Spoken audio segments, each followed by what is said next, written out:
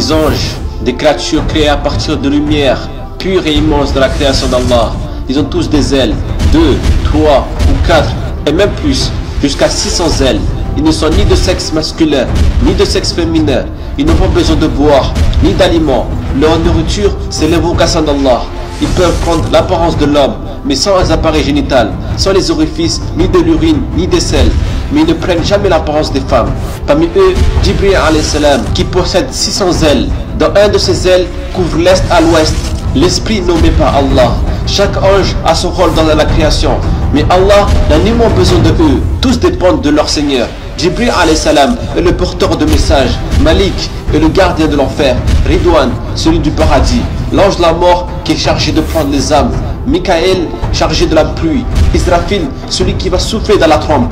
Et notre ange s'occupe des nuages, d'autres des montagnes. 8 parmi eux portent le trône d'Allah, immense dans leur grandeur. Les anges sont tous obéissants à Allah, car Allah les a créés en les détenant d'une volonté par laquelle ils choisissent toujours l'obéissance. Dans chaque cieux se trouvent des anges qui adorent leur Seigneur.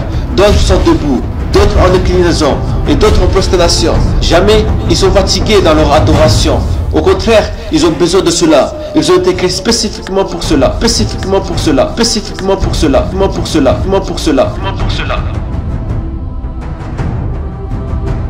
Louange à Allah, créateur des cieux et de la terre, qui a fait des anges des messagers dotés de 2, 3 ou 4 ailes. Il ajoute à la création ce qu'il veut, car Allah est omnipotent.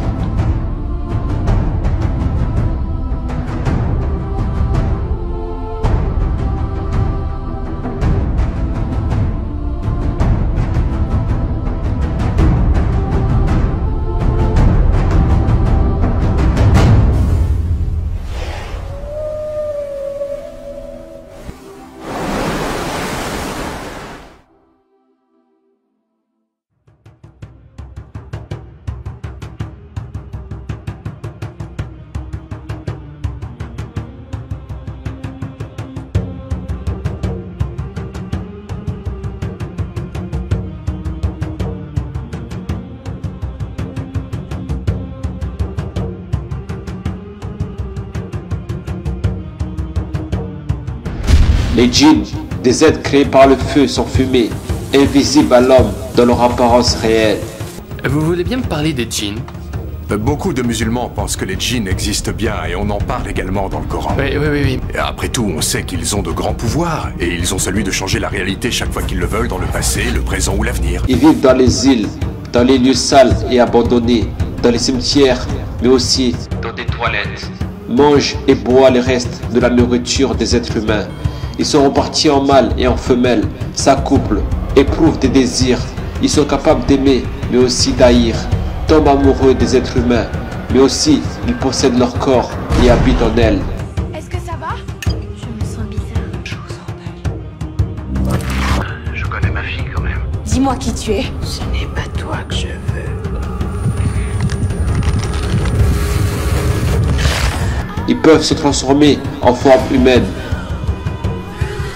mais aussi en animal. Leur apparence préférée est le chien noir, mais peuvent prendre aussi l'apparence d'un oiseau, des scorpions, d'une vache ou un chat noir. Ils vivent plus longtemps que les êtres humains, mais meurent comme tout être vivant sur terre. Ils sont capables de se déplacer vite, mais aussi voler. Certains d'entre eux montent au ciel pour essayer de récupérer des informations venant d'Allah pour les anges, mais sont pourchassés aussitôt à coups de projectiles.